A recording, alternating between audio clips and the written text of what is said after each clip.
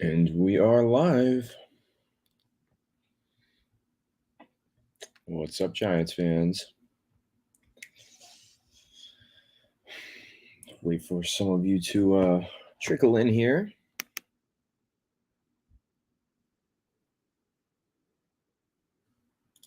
We're going to be having a special guest on tonight. Let's see, I got to plug my mic in first. How is everyone doing? Question from Sam.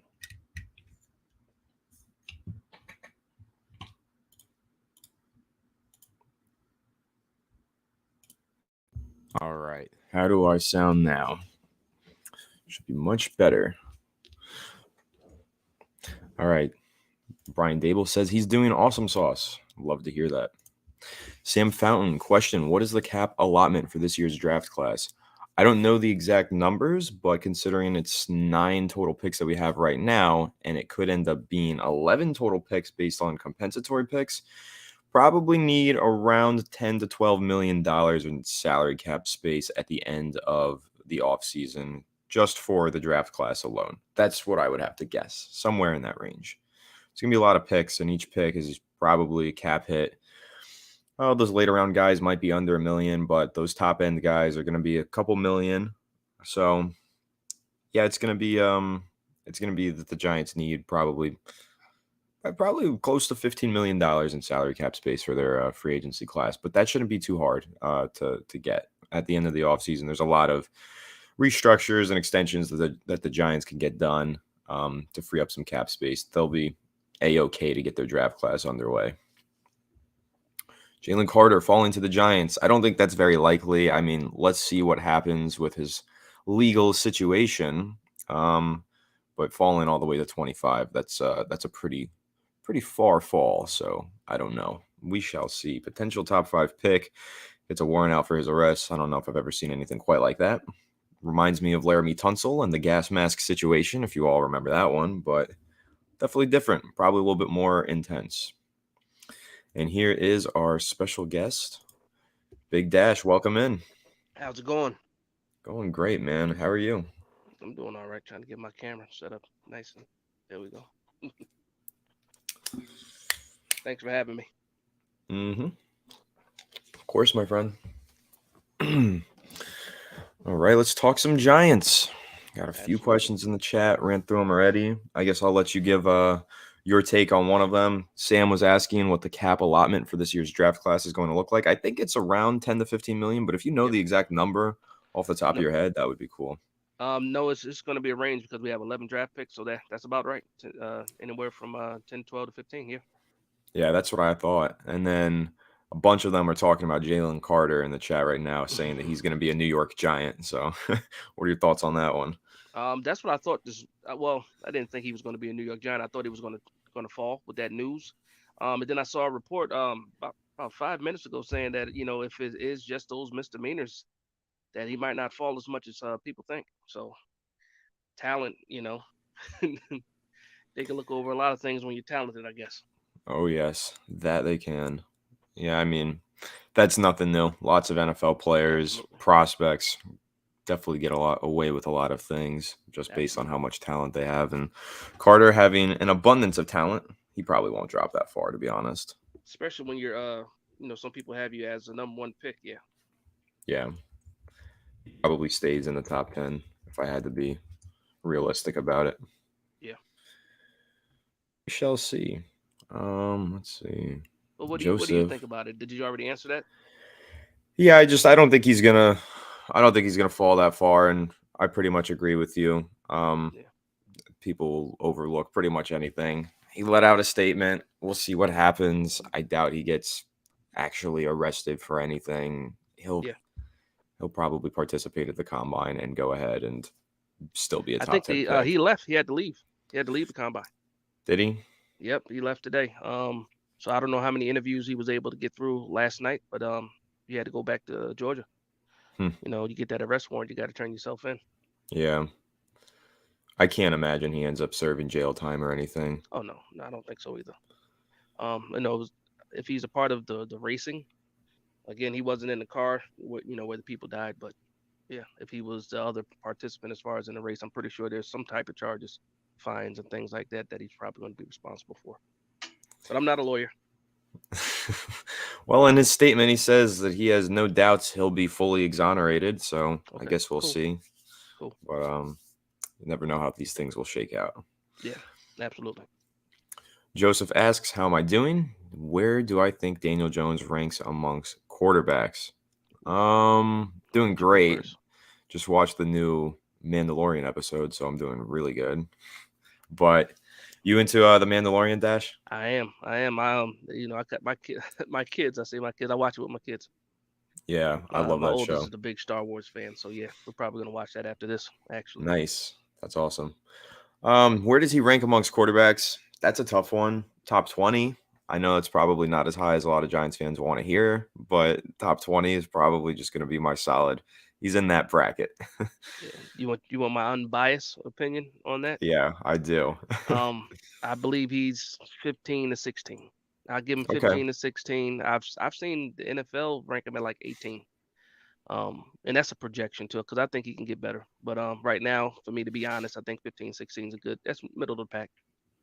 Um, I can't let the stats are the stats. What I saw on the field was improvement, but I still have to respect some of those stats. Yeah. Yeah, I think that that's for sure is that there was improvement this past season. And it's kind of a point that Alex brought up on the main show where we were talking about the potential contract. And it's like, yeah, I do think that 35 to 40 million would be an overpay technically. But if he ends up exceeding the expectations and turning into a top 10 quarterback, then it Yeah. could be an underpay in 1 or 2 years' time. So I think that's something to keep in mind that the middle class on quarterbacks doesn't exactly exist on contracts Not at all. anymore.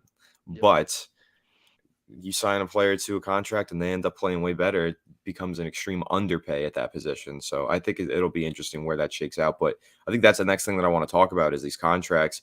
The Saquon Barkley one is super interesting because every quote that Joe Shane gives, it makes it sound like they're moving further and further away from re-signing Saquon Barkley, in my opinion. But I don't know. What are your thoughts on that? Yeah, man. One thing I noticed in that presser that he did yesterday, whenever he talks about Daniel Jones's contract is short to the point.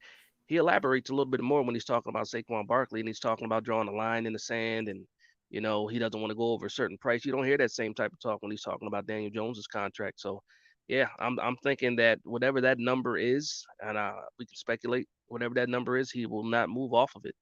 And I said it in a video that I put out. Say it's Saquon Barkley's choice whether he wants to be a Giant or not, because they will offer him a contract. He has to accept the deal to see what happens.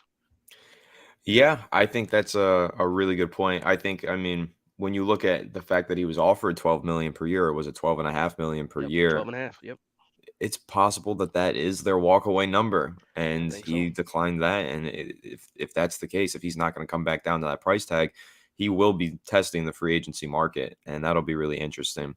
I don't know how realistically, I don't know how many teams are going to be lining up to sign Saquon Barkley. I think that most teams in the NFL now are trying to get away from paying running backs big money, and I think the Giants might be one of those teams.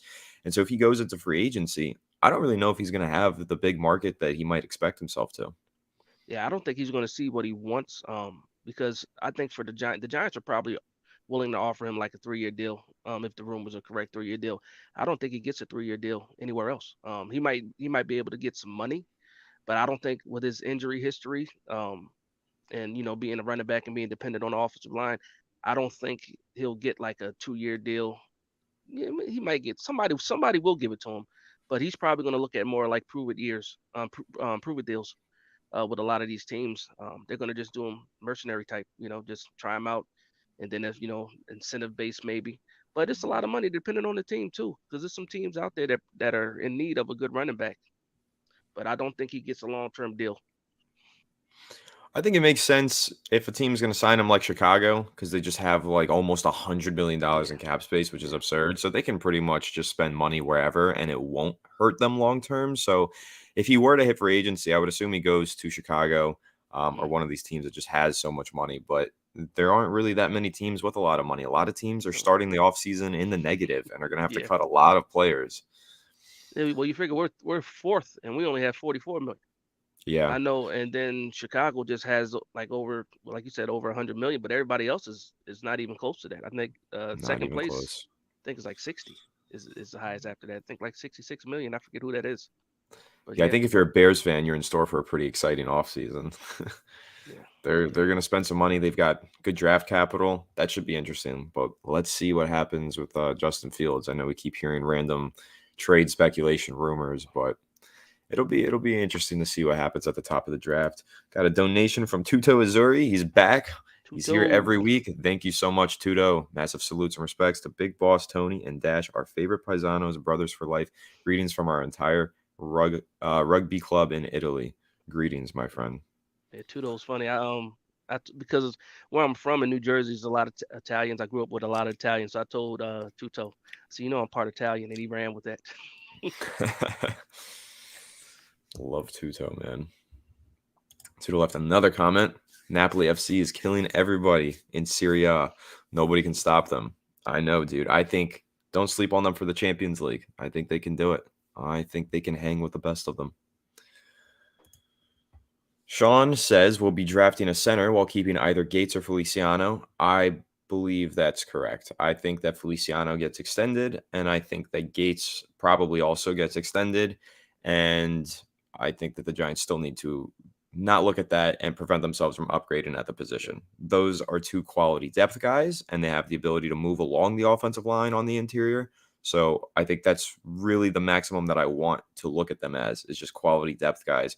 But I hope that the Giants go out there and find a young talent. I really like John Michael Schmitz. I think he goes a Mm, lot earlier in the draft than most people expect him to. He keeps getting mocked at even sometimes 57 to the Giants in the end of yeah. round two.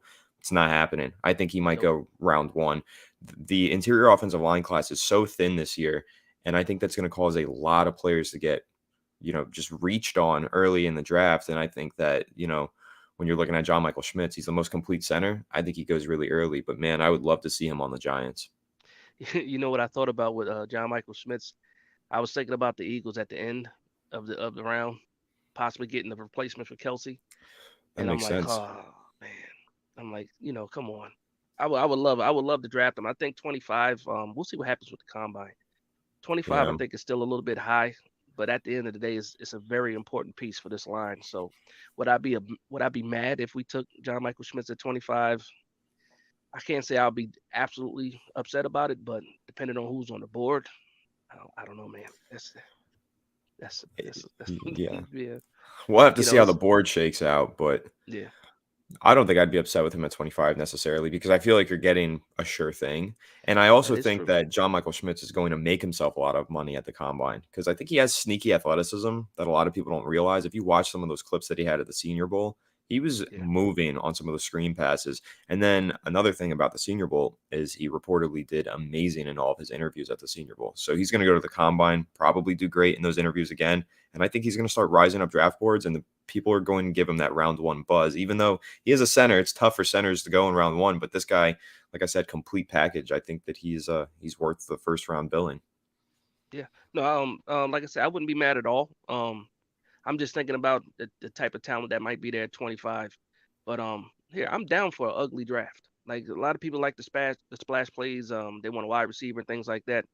And I'm down for a ugly draft. I'll call it an ugly draft because it's going to be in the trenches. Pick like that is in the trenches. But that's how you build your team in the trenches. So we might not like it at first, but once we get into these games and then you keeping the quarterback upright, you're going to be happy about it. Well, Sam agrees. He says that he'd rather upgrade the offensive line than re-sign Saquon Barkley, and I can't say that I necessarily disagree. I think when you tie up all that money to the running back position, the Hmm. thing with the running back position is it's so dependent on every other position and even on the coaches. Like it's just the most dependent position in the sport in my eyes because we looked at Saquon Barkley when he was being coached by the Pat Shermer offense. And we said he's being held back because Shermer's not using him right and the offensive line is terrible. Okay, so Barkley was being held back by two factors there. And then goes into the Jason Garrett offense. Well, now he's being held back by injuries and Jason Garrett and the poor offensive line. There's always outside factors to the running back position that ultimately determine the success of the running back. And it's very rare that you have a running back who creates their own success without depending on the success of everyone else. So realistically, you look at the top teams in the NFL, you invest in those other positions like offensive line, you get a good offensive coordinator. They can turn any running back into a good running back if they have all those other depending variables for the running back to succeed. So I agree. I'd rather upgrade the offensive line. Yeah, no, yeah, you get no argument from me. A lot of people will argue with you though. A lot of people, depending on your age, Saquon Barkley was your bright spot. For a couple of years, you go That's from true. Odell to Saquon, and you're like, that's the Giants to you. But I'm an old Giants fan. I've been alive for all four Super Bowls. Didn't watch all four, you know, but I've been alive for all four. But yeah, man, you gotta you gotta be able to move on in some cases, and again, it's for the greater good. You want the Giants to be successful for more than just 2023. You want to go into the future. You got to build in the trenches, and you got to let some people go, possibly. Hmm. Yeah. Prince Hakeem asks if we think 3 years, 45 million keeps Saquon. Yeah, absolutely. I think it does, but I don't necessarily think the Giants are giving it. 45. Oof. It's crazy. We talk about Daniel Jones maybe getting 45 per year, and we're like, that's too much. Saquon getting 45 over 3 years is also too much. Yeah. No, Perspective. I think that, like you said before, I think if it's 12.5, that's what they offered him at the buy, 12.5. And if that's where it is right now, maybe he's asking for 14. Maybe they settle around 13, but even 13, you know, just be happy that the Daniel Jones deal does not get done. Because if the Daniel Jones deal gets done, I think they tag Saquon Barkley, and then he's playing for $10 million, on the year. I think if they are able to get some type of deal done with Daniel Jones, then all the bargaining that Saquon Barkley has is out of the window. They'll just tag him, and then he's on the tag for 10 million. Yeah, I actually think it's pretty likely that Daniel Jones gets hit with the tag. And here's a Mm-hmm. scenario that I want to dive into, and I think it's really interesting. If you roll around to April, draft season is upon us, and Daniel Jones is on the franchise tag, quarterback has to be an option there, right? Has to be something you at least consider in the draft. Yeah, you got to. You have to because again, he can choose to sign it or not sign it. And then also, if you sign it, and then I mean, I don't believe they want to offer him a tag and actually have him play on it. I think they're just going to use it as a tool, as to negotiate.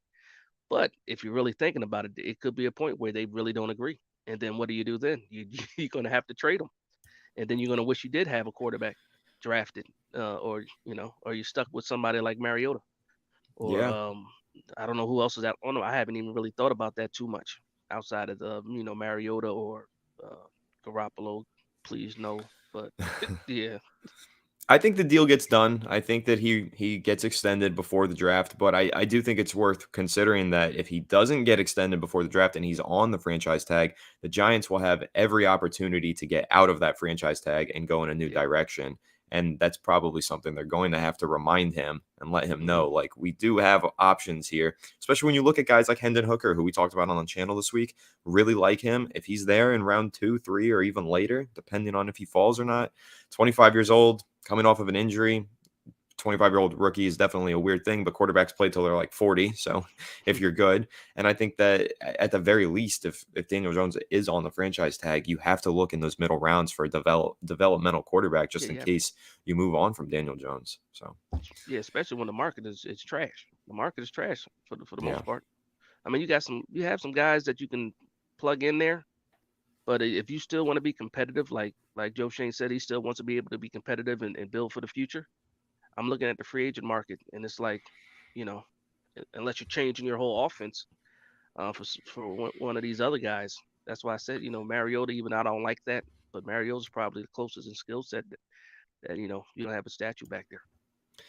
so here's a question: do you think that the Giants could get a 2023 first round pick in exchange for Daniel Jones on the franchise tag?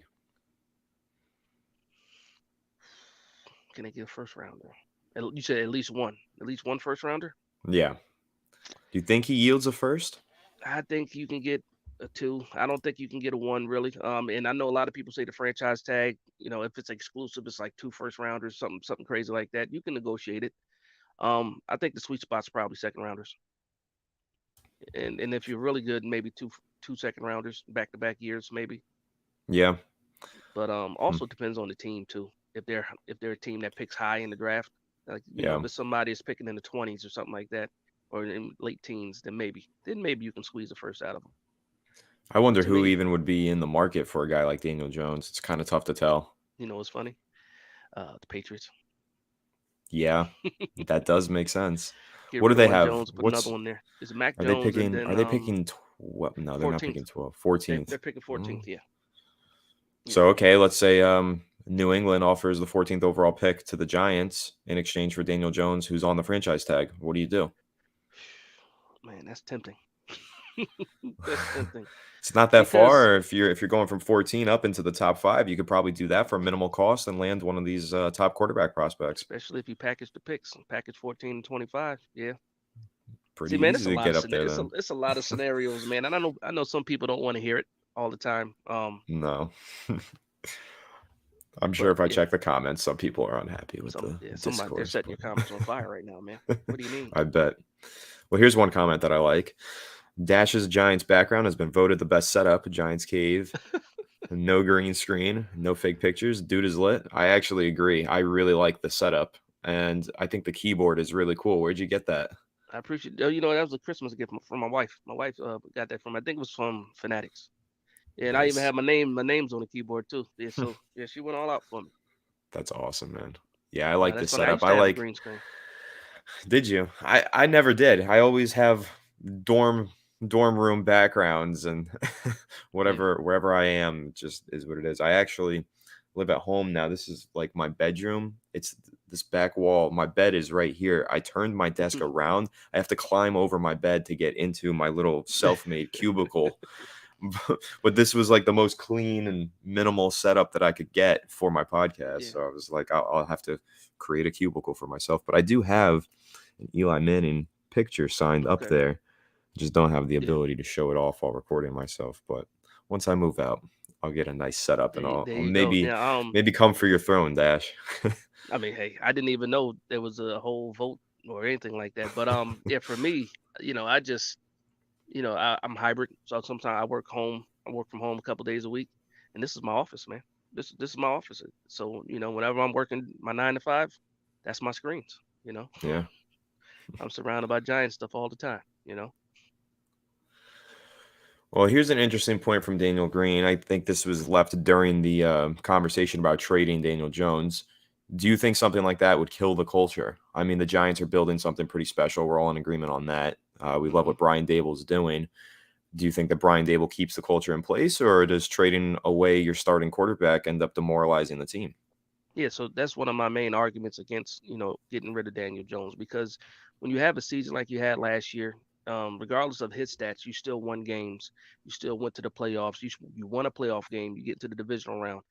But what kind of message does that send to the team when you get rid of the guy pretty much running the show? So I absolutely agree with that whole kill the coach. I think you send a bad message to the locker room when the decision is made by either the GM or the coach. Now, I've been thinking about Joe Shane and how his brain operates. And the only way that you can do that or, subtract Daniel Jones from the situation is to make it seem like it was his choice to leave. And I definitely think that, Joe Shane, you can babyface and all. I think he's an assassin. Um, but he can make it seem that, if he says he's offering Daniel Jones a deal and, Daniel Jones just doesn't want to sign it, I think you can start to turn some people thinking that, it's all Daniel Jones doesn't want to be a Giant anymore. But I think that's the only way that he can probably subtract Daniel Jones and not have that uproar from the fan base. But for me, I absolutely agree with Daniel Green when you not necessarily kill the culture, but I think you're sending the wrong signals to the locker room where a lot of guys are coming back. A guy like Leonard Williams is willing to take a pay cut in order to stay because he sees something special happening with the Giants. So I do agree with you a little bit, Daniel. So don't worry about it. You're not alone. I don't even think I necessarily disagree. I do think it sends the wrong message to fans, to the team. I mean, they really got behind Daniel Jones this past Yeah. season, and it was pretty obvious that the team loves him. And to see him leave, Yeah. would definitely send the wrong message. I think no matter what, Daniel Jones is here for the foreseeable future. I think the deal gets done. It's really more of a matter of when, not if, in my opinion. And even if he does play out the 2023 season on the franchise tag, I mean, it might be best for the Giants to have him do that if he agrees to it, because if he ends up reverting back to like 2021 Daniel Jones, you're probably going to want to move on next season. But there's also the point to make where if he ends up having another great season in 2023 while playing on the franchise tag, well, now we're talking about paying him 40 million to 45 or maybe even 50 million per season, depending on how well he plays. No, that's and I thought at the beginning of the year I was like, it's just time. Time is not on Daniel Jones's side, but now time is on his side because had Mhm. this been next year with all that cap space, I think they just tag him and make him prove it again. But Yep. because it fell the way that it fell, now he's looking at it like, okay, that's the one thing about it because you did have success. And you kind of force your hand a little bit to get him back in the building. So, and say Joe Shane has said it too. How much is that his lip service? We don't know. But again, he said he wants to be here. He said he would use the tag if he had to. And for the most part, I think that's exactly what's going to happen. He's telling us the truth. Either a deal gets done or he gets tagged, like you said. hmm It's unfortunate to say, but Joe Shane made a mistake. He should have picked up the fifth-year option on Daniel Jones. At the time, I agreed with him. I was like, you know what has Jones proven? I think Yeah.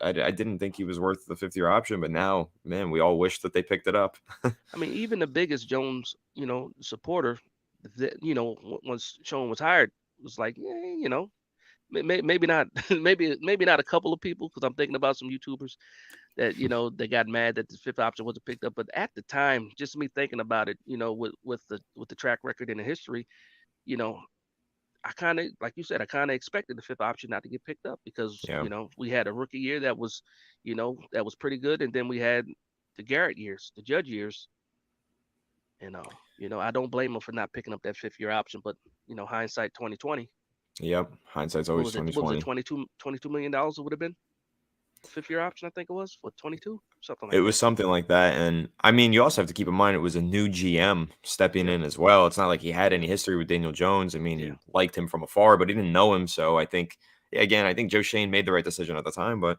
hindsight, man, it'll always come back to get Yep. you. Absolutely. No BJ, Dr. Pancake says. He does not want Odell Beckham Jr. to come back to the Giants. I read something from CBS Sports that apparently the Giants are expected to pursue Odell Beckham Jr. again this Yeah. They offseason. continue talks. Yeah, I saw that. I'm interested. Yeah, I you hope asked it that question happens. last week. That was one of the Uh-huh. questions you asked. Will you be willing? You I'm know. I'm more than willing personally. I I tell would you love what, to see that reunion. if Barkley is gone, bring me a superstar somewhere, please. Hmm. Give me somebody. Someone marketable, get the fan Yeah. base happy again. I mean, Thibodeau's the not going thing anywhere. is though, he's on his way, but Yeah. he needs to get a little bit better with the media, I think. That whole moment with the Nick Foles thing and the way he responded to that was like Yeah. so comedic to me, but I was like, dude, you are about to get the OBJ treatment from guys like Pat Leonard. You got to be careful.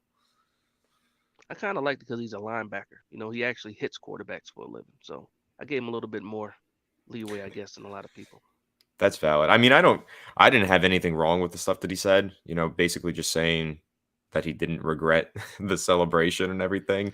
I don't know. I mean, if it was like a quarterback, they'd be cordial and be like, I apologize and I'm saddened by my actions. But Thibodeau was just like, I don't know. I didn't care. I didn't Yeah. know that he was I hurt. remember Whatever. real time watching that. I was like, that's quite a lot of snow angels there. It's just like, I wish, yeah, he It could have felt like the stopped. longest Yeah, celebration. It yeah. just wouldn't end. I was like watching the TV screen. I was like, please stop what you're doing. Like it lasted maybe 10 seconds. It was just long. Like It felt like a minute, two or bro. three snow angels, that's good, but he did like 10. I think it's like 10, and then he hits them too while he's rolling on the ground. I It's just a know. bad look, man. I think it's like one of the most comedic moments from that season. It was just so bad. Like, I don't Yeah. know. Then he lied too. He said that I didn't see him when you could see he looked right at him They definitely and saw kept him. going. It did like four more after he looked at him. And then he goes to the sideline and does this. Yeah, yeah, yeah. So no remorse. That's what I got from that. Yeah, Dr. Pancake called it cringeworthy. I agree. I was literally cringing while watching him because you just see Nick Foles in pain Yeah, rolling on the ground, and it was like, oh my god, this is so bad. yeah, yeah. Definitely one of the weirdest moments of the season to me. All right. Sean, that's a good point as well. Jones did end last season with a neck injury, so couldn't pick up the fifth year option. Makes sense. Oh yeah, Joe oh, it's great Shane. because Joe Shane yeah, didn't know. Joe Shane didn't know how serious the neck injury might have been. So and then he had like the scar on his throat and everything too that we saw yeah, early in the season. I totally forgot about that one. I wondered what Yeah, that was even about. We never really heard much of they that. still haven't had we got any clarification on what that scar was about. A Yeah. procedure though, that's what they say. Oh, a procedure on your throat. You know, Well, didn't seem to affect his quarterbacking, so it who didn't. cares? Maybe they put some super soldier serum in there and got him going. Yep. I feel like he gets buffer every year. Daniel Jones just shows up every offseason and he just looks way more muscular than he did the season Did before. you see the workout video from this I week? did. He looks like a Yeah, beast, dude. He's working. yeah. When He you is really definitely think about working. it, 6'5", 235 pounds. That's a big guy. That's That a is big guy. someone I do not want to get into a physical altercation with, for sure. I'm good off that. Kayvon was putting the kids to bed. Snow Angel with no snow. Yeah, the no snow. Yeah, I think you see players do that in the snow and it's pretty funny, but he was just doing it to do it. yeah, yeah. The Like yeah, longest there celebration. was like no snow yet. Like even no, none at I'm all. surprised he didn't even get flagged for that. I thought, you could totally get hit with a taunting penalty there. Yeah, being that close to him. Hmm. Yeah. But I think that's kind of part of it. Like, it's pretty clear to the refs that he wasn't doing it intentionally to celebrate the guy's injury. Like, it was clear Yeah, that he didn't know he was hurt. So I don't know. I think that's I guess an argument in the favor of Kayvon. All yeah. right, He's brand animated though. safety, Chris. He is, and I like it. I love that he's just very open. He's very confident in himself. I like that, and I don't like when the media tries to misconstrue that. Like, just a Yeah, confident young guy in the league who knows he's going to be really good. I don't see anything wrong with that. But again, the Pat Leonards of the world, yeah, they will definitely have their way in the media. true. Brand safety, Chris. Evan Neal, bust or no? Definitely not. It's way too soon, but something needs to change. He does need to be better. Yeah, for me, I won't call him a bust yet. I'm an Alabama fan. But one thing I noticed about Alabama tackles, especially, is that ultimately, if they don't pan out at tackle, you kick them inside the guard. And that's my feelings with Evan Neal. Give him this year to see if he improves, and if he does not improve this year, kick him inside the guard. Don't do like you did with Flowers and just leave him out there to just be horrible. Because you see, even when Flowers got moved to guard, he was decent. So Hmm.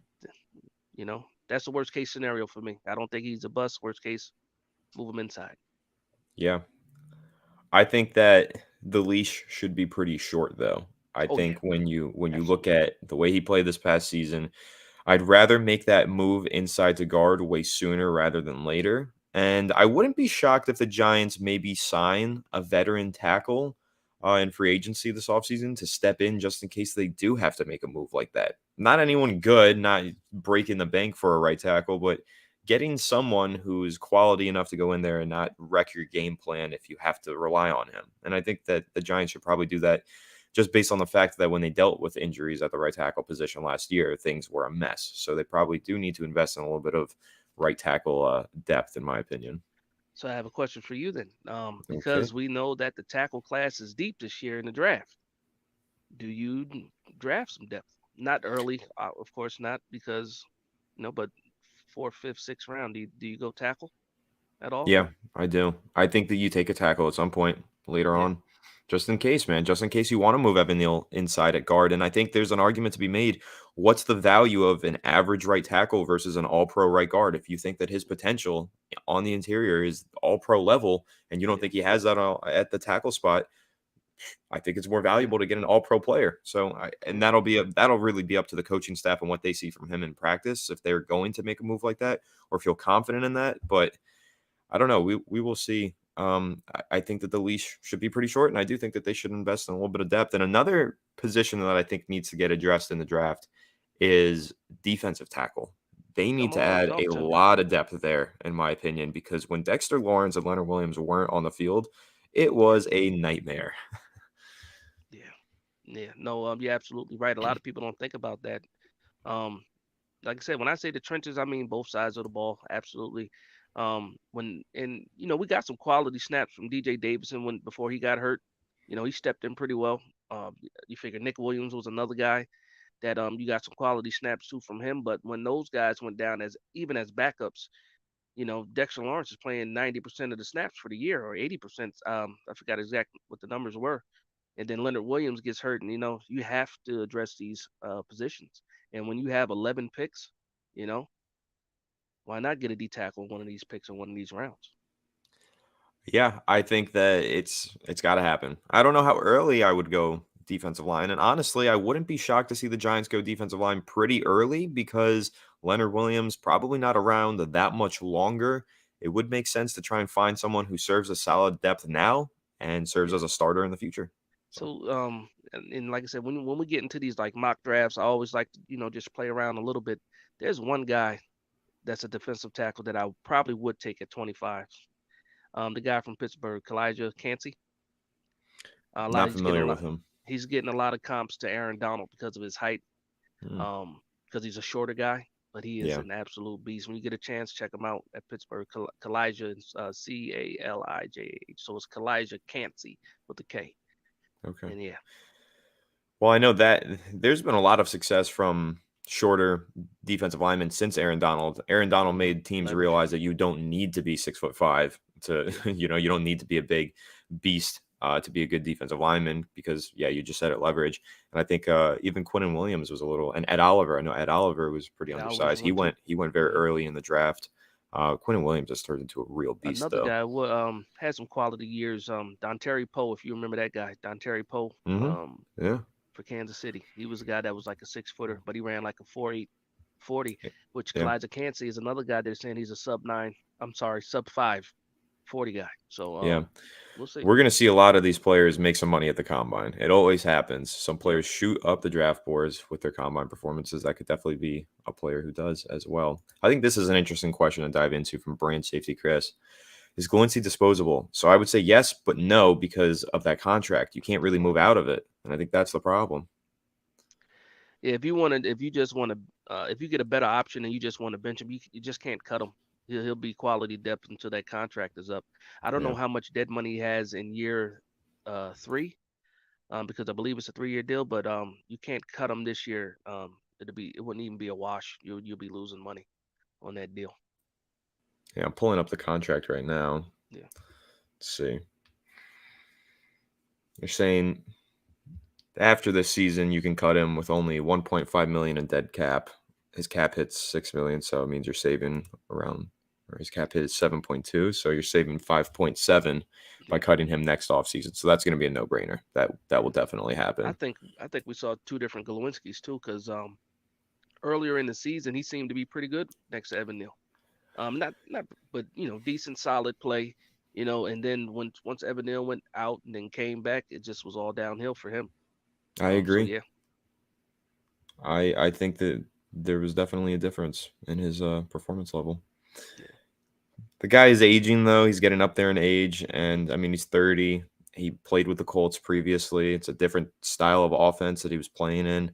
Maybe he just needed a year. Hopefully this year he's a much better player. I mean, God knows we Hope could so. use it. So If he plays better, I think Evan Neal will play better too, I because agree. they couldn't block a stunt to save it to save Daniel Jones's life, I should say.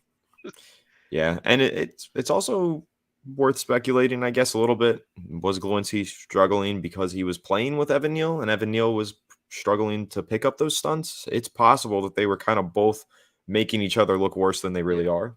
So Yeah, my knock on Evan Neal is obviously getting out of his stance was one thing, getting into his drops, but I think it was a lot of mental too with Evan Neal, getting yeah, beat and doing that, and then once you get into a rut, he was probably just trying to fight that as well. So it was mental and physical a little bit for him. But hopefully, like you said, hopefully he gets with who's that lineman coach that everybody Mayweather, Merriweather, Duke, something like that. Duke Oh, May yep, yeah, yeah. that they Is he he training with gets. him? I don't know. I'm saying he should because that's where Oh, a lot of yeah. those top offensive linemen go, or go That's to where Andrew whoever Thomas went. Andrew Thomas went. Is That's that I'm where pretty Andrew sure he. Thomas went? I think so. I think Okay, he either went there. He went to this other guy. I know Alex has spoken to him before. I think his name is okay, Paula Alexander. okay, So he went to one of those two guys, and whichever one Thomas went to, I think Neil probably went to the other one. So okay. I'm not 100% sure when he was in the pre-draft process, but yeah, both of those guys are well known in their field and really solid at what they do. So Yeah. I think a good thing too is that he'll get a full year of like not preparing for the combine type of working out because that's a different type of working out than you have yeah. just getting ready for the season. So I'm hoping because the better he plays, the better we look, and I'm all for the team. So yeah, Yeah, I think if he just gets those feet a little bit quicker, and to be honest, that was the same concern with Andrew Thomas getting out of the stands, having feet that weren't really getting him into the right position to start the plays. That was the same knock after his rookie season. So again, it's fixable issues. It's just whether or not they do get fixed. We'll see. Interesting comment from brand safety Chris. BJ Hill would have come in handy. First of all, yeah, I feel like you're trying to insinuate something in that message, but I'm not gonna not gonna hit on that too hard. But yeah, BJ Hill was a player that I really did like, and again, I think we talked about this last week. BJ Hill a for little Billy bit. Price, Yeah, what a miss! Terrible, yeah. terrible idea. I mean, yeah, that's quality depth. It's funny too because when we got rid of him, he wasn't doing much, but that's because we picked up Leonard Williams. But Hmm. prior to Leonard Williams getting here, B.J. Hill was playing pretty well. And Yeah, again, a Dave Gettleman type of move. I mean, I don't regret, kind of don't regret the Leonard Williams trade, but I kind of do. So I think that B.J. if he just would have held on a little bit longer, I think B.J. Hill would have been fine. I don't think. I mean, I don't want to discredit Leonard Williams, but I think we would have been fine. That trade did not make sense at the time for me. yeah, I disliked it as soon as I read about it. Someone left something about Leonard Williams. Someone asked what his market value is, and I think that's Oh, something that we could probably have an interesting conversation about. We also have another fan who wants to join us tonight, so we're gonna bring him on for around 10 minutes. But meanwhile, yeah, Leonard Williams, what do you think his contract or his market value would be if the Giants were to try and trade him? Do you think it would even be possible with that contract? Because personally, I don't think it would be. not with the contract as is. If he's able to take a pay cut, and then once the pay cut's there, if you really want to trade him, then because it does create a hole. For me, it's just about the money. But I don't think there's a market for Leonard Williams as of right now with his current contract. Absolutely not. You can't do anything with that, I agree, especially with a neck and injury too. I think that the Giants should just extend him, lower that cap hit for this year, and I want Leonard Williams to retire a Giant. I think he's been great for us. I like his leadership capabilities. He's a good player. It's a trade that I was pretty critical of at the time. Well, actually, I wasn't when the trade first happened. I liked it. Then he wasn't necessarily playing the best, so then I became a little critical. But overall, I came fully around to it. I think that it actually, in hindsight, was a very good trade. Yeah. No, I mean, I appreciate his play, and then you figure that following year when he played on the tags, when he got the 10 sacks next to Dalvin Tomlinson, Yeah, and then he got the big money after that. So and I wanted to keep Dalvin Tomlinson, to be honest. I'll say that. I yeah. actually wanted him over Leo, but you know, Well, that's a whole nother conversation. Maybe yeah. we have them both. He's a free agent. All right, we have Yes, a he is. viewer joining us. Connor, how are you doing today? Hi guys. How's it How are you going? guys doing? Good. How are Doing you? well. I'm doing fantastic. Can I just explain how I got this connection between me and Anthony? Sure, So man. at my new sports job, so I meet a new person. His name is Garrett, and he tells me that um, I tell him basically that I'm into sports. This is why I'm getting into the job, and he said, "Yeah, my friend's working for Empire Sports Media. His name's Anthony Rivardo. He works for Fireside Giants." My jaw drops. I'm like, "Are you serious?" Like, there's no way that's like even like it's a small world. You know what I mean? Oh yeah, That's cool. Yeah. yeah. I'm excited, man. I hope that I can set the record straight a little bit on Daniel Jones and Saquon Barkley. So, All right, so go ahead, have at it. What do you mean exactly by setting the record straight on Daniel so Jones? I think that the big number out there, right? $45 million. That's been thrown around all like past week. The the Giants have no reason to go that high with their number because I think that people don't realize they have a lot more leverage than people like are anticipating. Um, the franchise tag is like 32 million. Uh, they don't have to. They don't have to go that high if they want to. And Daniel Jones, I love him.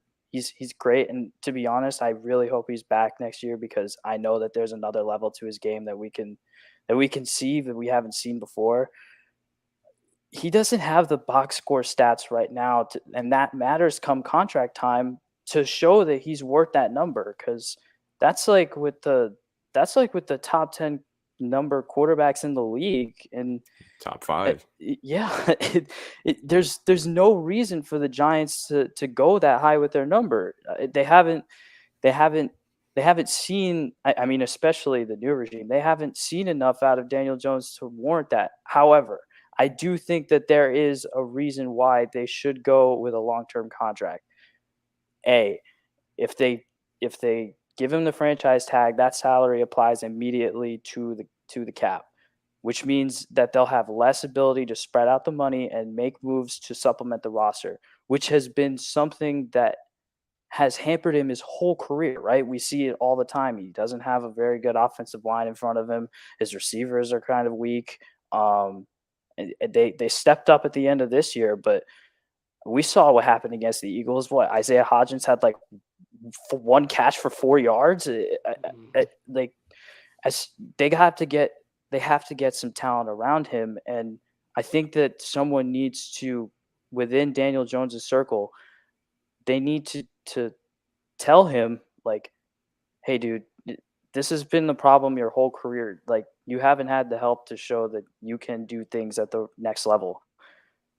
So it's tough because you don't want to commit too long to a guy who's unproven like Daniel Jones, but I just think that spreading out the money would just be better overall for the Giants situation. And you have to look at the contract annual value by percentage of the cap. So if Daniel Jones doesn't take up more than 15% of the salary cap, I really don't see an issue on committing a like long-term annual value to uh, a guy who led you to the playoffs last year and won a playoff game.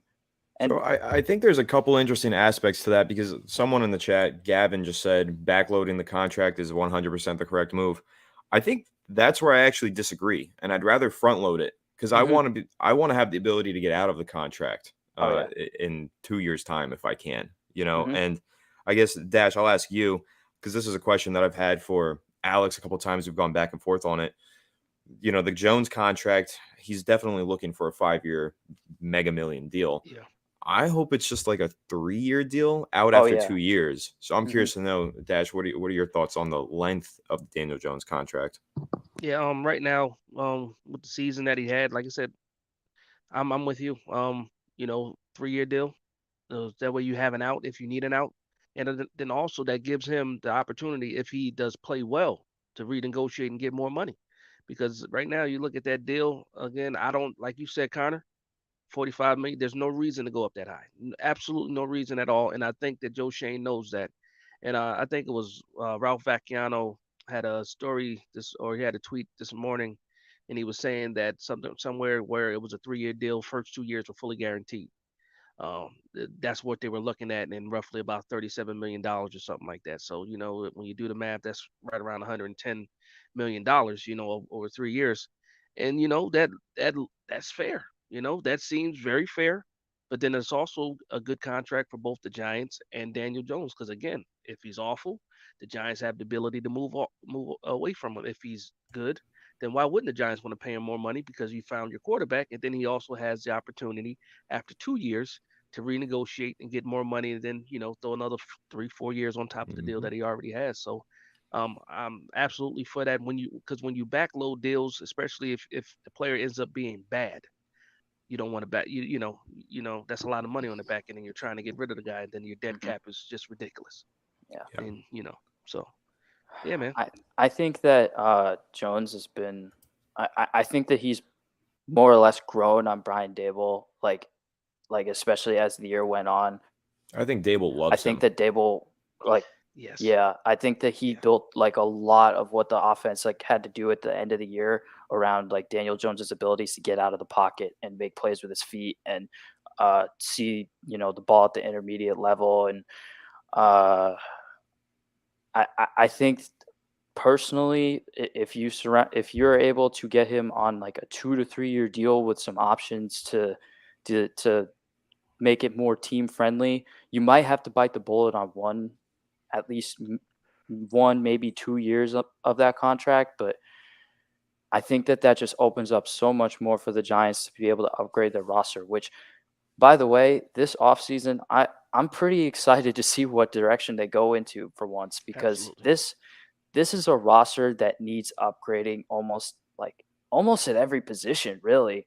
And I think that you can make an argument that they can go in a lot of different directions with it. Like, I know that Joe Shane was talking about during his press conference, the interior defensive line play, and also offensive line, but the defensive line play, he said, was just flat out bad down the Yeah. stretch. It wasn't good. And did you guys see that clip of Justin Ellis literally getting like carried by Jason Kelsey, like Well, during? Jason Kelsey Big is jelly. like Yeah. he's been the best center in the NFL for years, Mhm. arguably. Um, I don't know. I think you mentioned it. It's going to be interesting to see what direction they go in this offseason. I think it's going to be really interesting because this is the first time in like half a decade longer that we've seen the Giants have an offseason coming off of a successful season and seeing how they respond to that. Every year it's been the Giants sucked. Let's see how they respond in the offseason to get better for next year. So now it is, okay, the Giants were good. Let's see how they can get better or at least sustain how good they are until eventually they hit on some draft pick randomly or whatever. But I think that's what I'm interested in. And I think that the key to sustaining that success is going to be a boring offseason. I think the Giants have to go into this offseason, and we're all really excited for it. We want them to buy some players, spend some money. I think the real key here is for Joe Shane to keep his pockets thin and not go out and blow a ton of money on Absolutely. average players in free agency. Yeah, because we saw how that Absolutely. worked out with like how Yeah, I Gettleman mean, was desperate at the end of his tenure. I think the Jerry Reese tenure is the one that really screams out for me because when he had that successful season Oh boy. Yeah.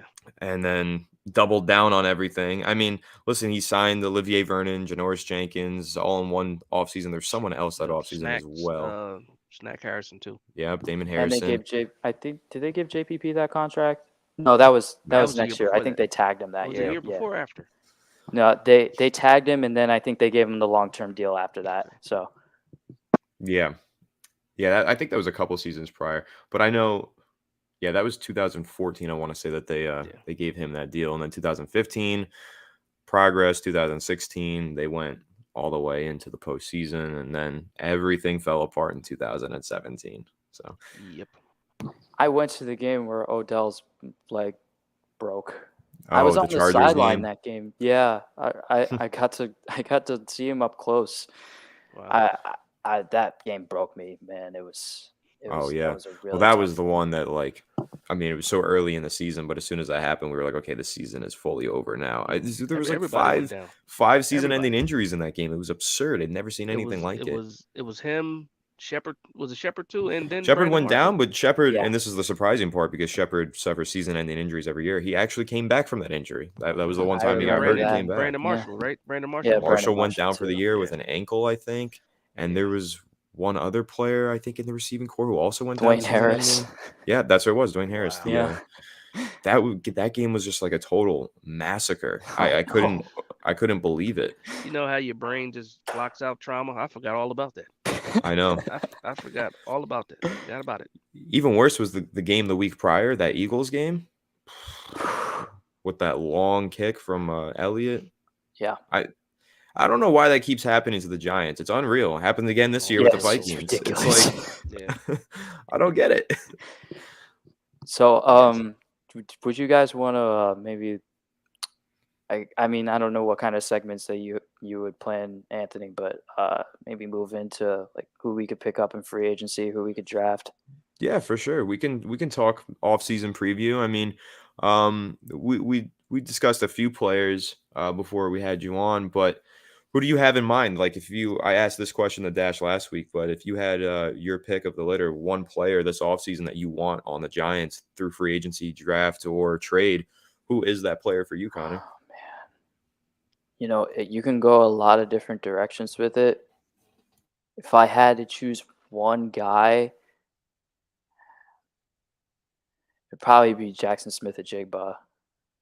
Tough And I draft. know that a lot of people have like their and I know because I've heard about his athletic ability and how it may hamper his you Hmm. know his ability to He'll be in the slot, yeah I and think. there's a lot of guys out of the draft that are slot guys and Yeah. like I think Addison he at Pitt I think he played a lot in the slot and then He moved around. He played yeah both, and I like him. I think he'll succeed on the outside, but Yeah. I think he's going to have to play the Z rather than the X. And then a player who I think that a lot of fans like to, throw into, oh, he's a slot receiver, Zay Flowers. I think he's going to play on the outside in the NFL. yeah I me think he too is a Definitely. good player, and I think his route running is way too good not to give him a chance on the outside. And I don't know if you guys saw, he just added a bunch of yeah weight for the yeah combine. Yeah. the one comment that Shane had um about separation in wide receivers that Mhm. had me thinking that we could we don't have to go with like a main X guy like Johnston or Smith or Yeah, Jigba. If I we really really liked want that to, quote.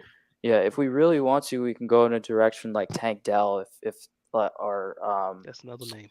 or somebody I like like Zay Tank Dell. Flowers and I think if we really wanted to, like, because if we're picking linebacker, Simpson out of Clemson, is a guy that I think would be cool. Yeah, I like him. I like Henley as well. I wrote an article on him this week. He really showed something to me. Super athletic.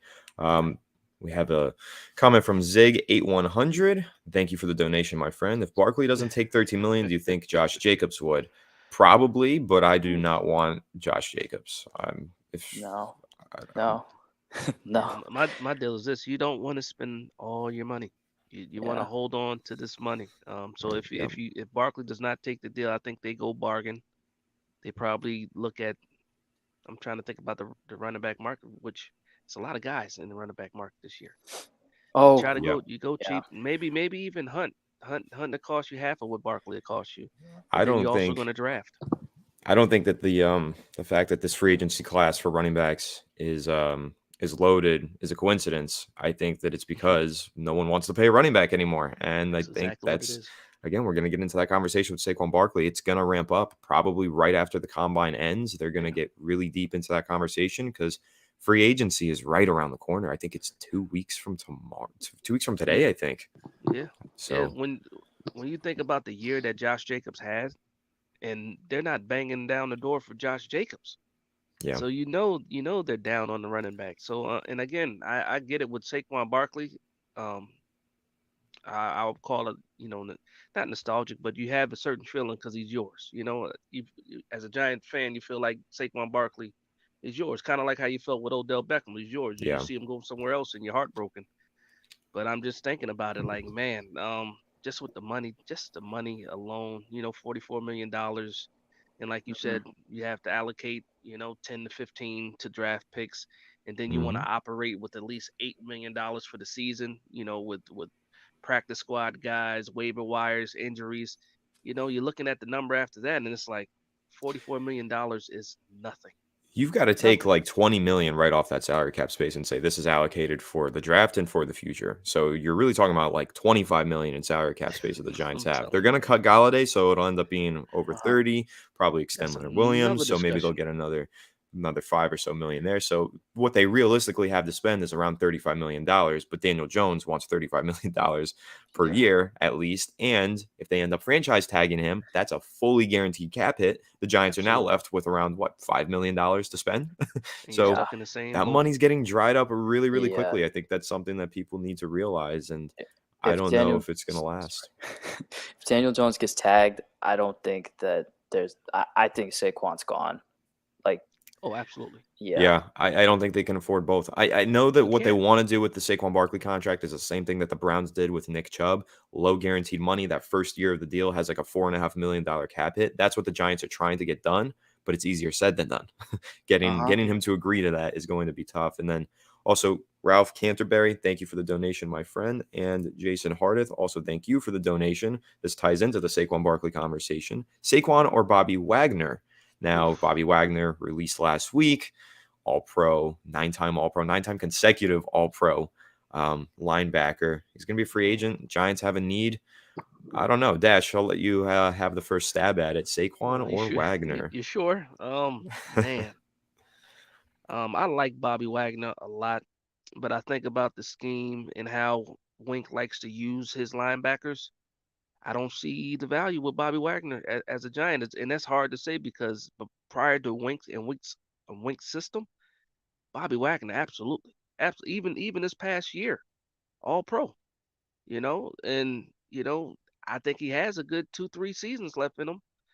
So I would be crazy to turn down Bobby Wagner, but right now I don't think he fits the scheme. And then Saquon Barkley is Saquon Barkley. That's tough, man. I'm curious to hear what you got to say about that one. Yeah. Connor, let me hear your take on it. Saquon or Bobby Wagner? I mean, my heart says Saquon, but and Bobby Wagner, I don't know how much I want to commit to him, because that's a lot of because he's got the credentials to allocate a lot of resources that we have. That I feel like we can just get younger there instead, or maybe even sign a guy like David Long or Zach Cunningham. Uh, I Yeah. think that that's out there too. I think that the main, like, the Giants need a Mike linebacker. Jalen Smith was, oh my gosh, he was dreadful last year.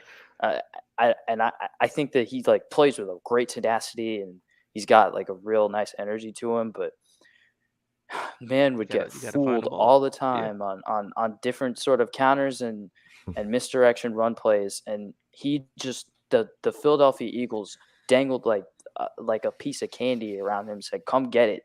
They they they didn't respect Jalen Smith.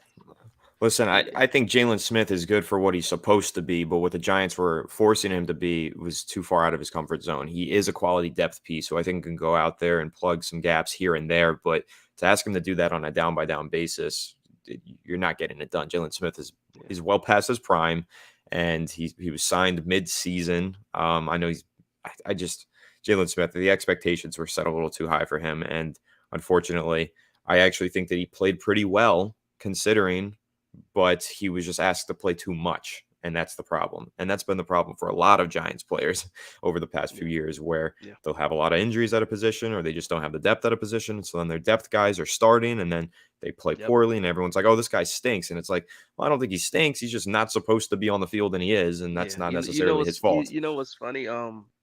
That you say that like that because everybody always said, "Oh, the Giants have no depth." Well, I'm like the opposite.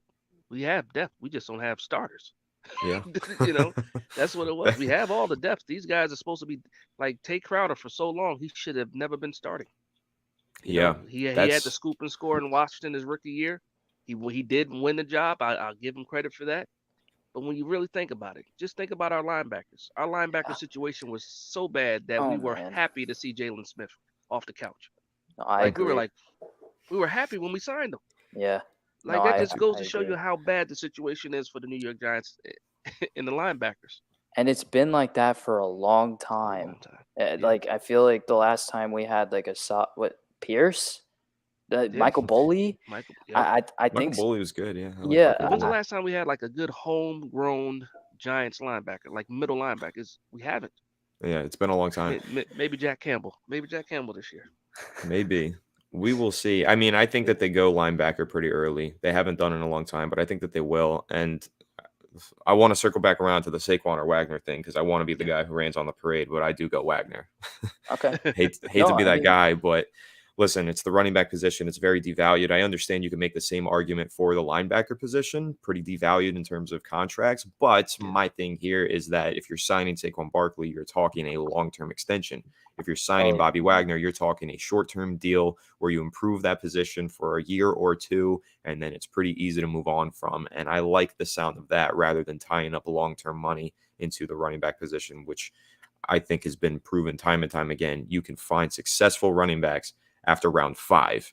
Linebacker, the Giants have been searching for successful linebackers after round 5 for the past 10 years. They haven't found one. yeah. So I also like what you said, Dash, about there being a lot of depth on this team. That's how I feel about the secondary. I think that the Giants have at least 5 solid backup cornerbacks, but they Yeah. all get rotated into the starting lineup because of injuries and whatever. Mhm. Like Cordell Flott wasn't ready to go out there this past season. Like he needs to add weight. He needs some time. Aaron Robinson as well. He got injured. But some of these guys, Darnay Holmes, that's another great one because everyone always, says Darnay Holmes stinks. He can't do this. He can't do that. It's like, well, I don't think he's supposed to do all of that. And I think Yeah. that if he was given a backup role, he would thrive. But Yeah. Darnay Holmes is a player I think might get cut this offseason. High cap I hit, think so low too. dead cap. I think so too. You're absolutely right when it comes to the secondary. A lot of those guys are good quality backups. Good 3 and 4 guys, not even twos, like 3 and 4 cornerbacks. Yeah. Darnay Holmes is a straight slot guy. I know he was able to do a lot of things at UCLA coming out. He was one of the top cornerbacks, but he's just small, and Yeah. he looks small on the field. I just think Yeah. about that play against the Vikings, and if that was McKinney back there instead of Darnay, that's that deflection or possibly Yeah. interception. And I think But also the play against Philadelphia is the one that stands out to me, where Devontae Smith scored on what was oh it, man, 4th and 8, and Yeah. I Julian mean, Love too. yeah, Julian Love misses a gimme interception. He should have just Oh my batted it down. It's gosh. 4th down, but Yep. then you have Darnay Holmes who just got wrecked right off the line of scrimmage, Yep. and that was after that game. I started making the argument like the Giants got blown out in that game, but they would not have gotten blown out if they had a cornerback who can just press a receiver, and Yeah. that's all they need. And so I said that for the game against Minnesota in the regular season. I said we were one player away from winning that game. Adoree Mhm. Jackson is on the field, we win that game. Mhm. Lo and behold, Mhm. Adoree Jackson on the field in the postseason, the Giants win that game, and I think he had a huge part to play in that victory. Yeah, and that's why I think that don't be surprised if the Giants go like with a cornerback in the early rounds. I think that that's a really like realistic avenue that this team can make because not only that, like they don't not only because like Adoree Jackson is really their only good press cornerback, but I don't think they have like that their long-term commitments are only like 2 years with like with their secondary. So I think that it needs like I think they need to reinforce it with younger pieces, and I think that this is the draft to do it.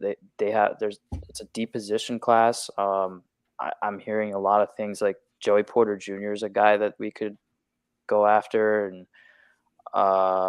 that kid from Georgia, I forget what his name is, but Ringo, yeah, Kelly Ringo, yeah, Ringo. hmm Now yeah, I think they're go ahead. go ahead, Dash.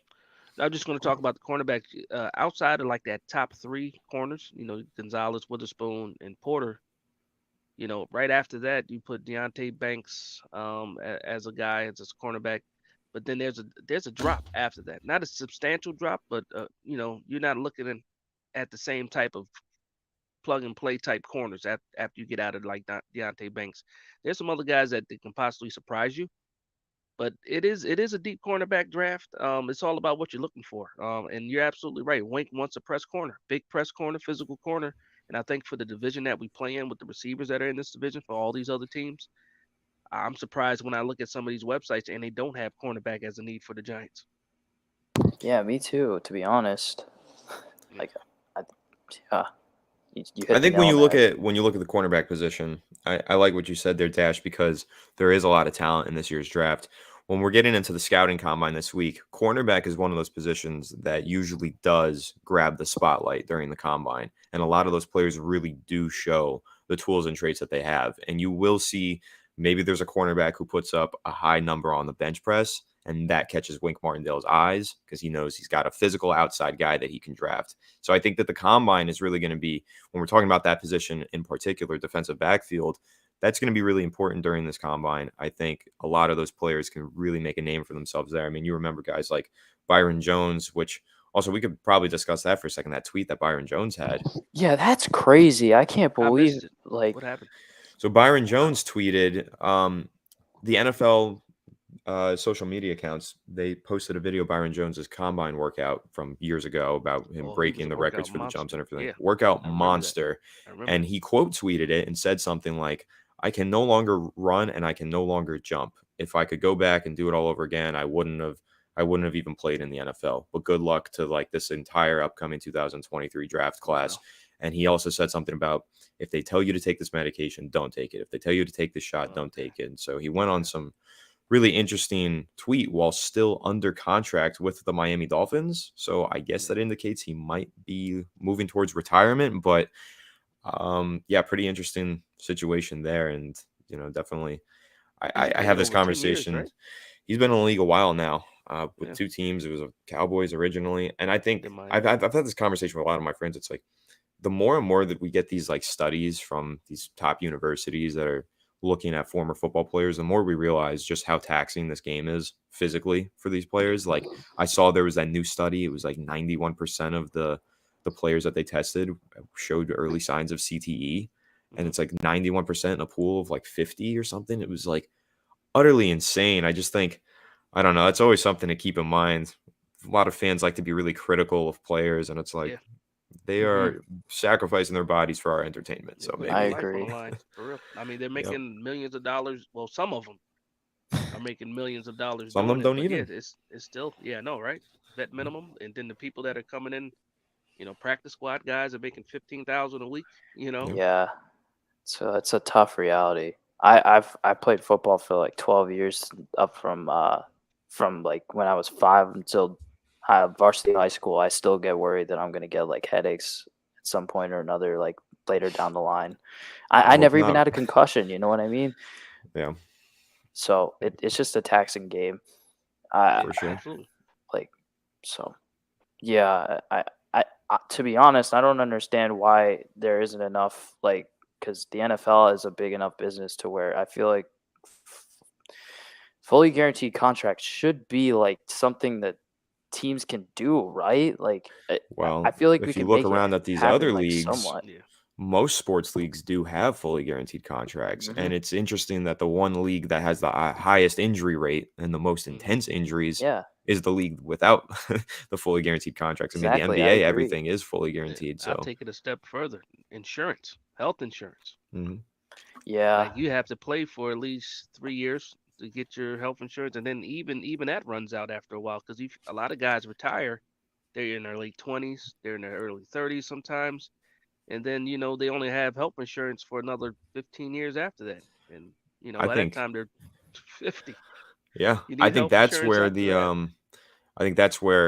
the NFLPA needs to really Absolutely. tighten up on the next collective bargaining agreement and Mhm. really place an emphasis on player protection. And I think a really good way to tie this in, because I saw someone comment about this, is playing surfaces, right? NFL playing Absolutely. surfaces are really poor in some of these stadiums. The Giants Stadium, MetLife Stadium, gets a lot of criticism for Mhm. its playing surface. Some players have said it's the worst that they've ever played on. And it is interesting because you have the World Cup coming to the Americas in Yeah, 2026. the final's gonna be there. Yeah, MetLife Stadium wants the final, and they're going to replace the grass for FIFA, but it's taken them this many years to even consider replacing the grass for the New York Giants and New York Jets. Yeah, because as far as I know, for soccer, they have to. It They're has to be grass, required. and not for Mhm. It has grass. to be Yeah. grass. So they're going to have to, but MetLife Stadium is planning on putting temporary grass in there for the World Cup.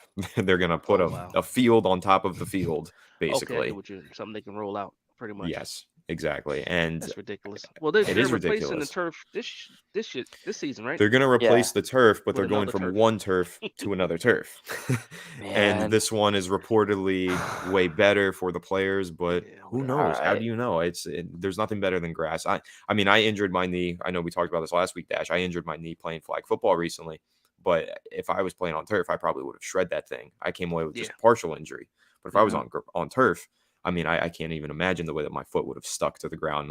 So It's ridiculous because there's a lot of money. These teams make a lot of money, and I understand they need something to be stronger because it's not just football games. They're doing concerts, yeah, monster truck, all this other stuff. Because I remember when it was the old Meadowlands, they used to do monster truck. As a kid, I used to go watch the monster truck at Meadowlands.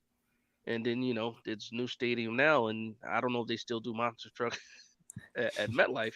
Yeah, It's been a while since I've been to New Jersey, but yeah, yeah, they make way too much money. They need to have all the fields pretty much be the same. I would, same thing. I think I there should mean, be depending standardized on fields.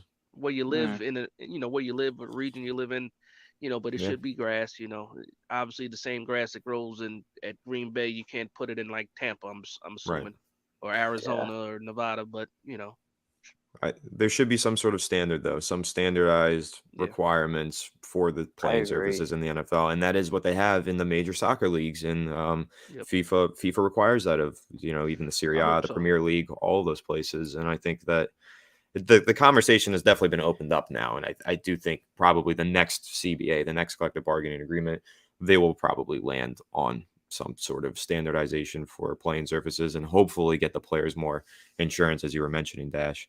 We're gonna wrap this one up soon, but before we All do, right. let's go ahead and talk offensive line. We touched on it a little bit earlier, but I want to know from both of you guys because I think that the Giants need three brand new starters on the offensive line: left guard, center, and right guard. Because Okay. again, Dash, I think they have solid depth at left guard, center, and right guard, but those guys should Yeah. not be starters. Yeah. Glowinski is a good player as a depth piece now. I think he's at that point in his career.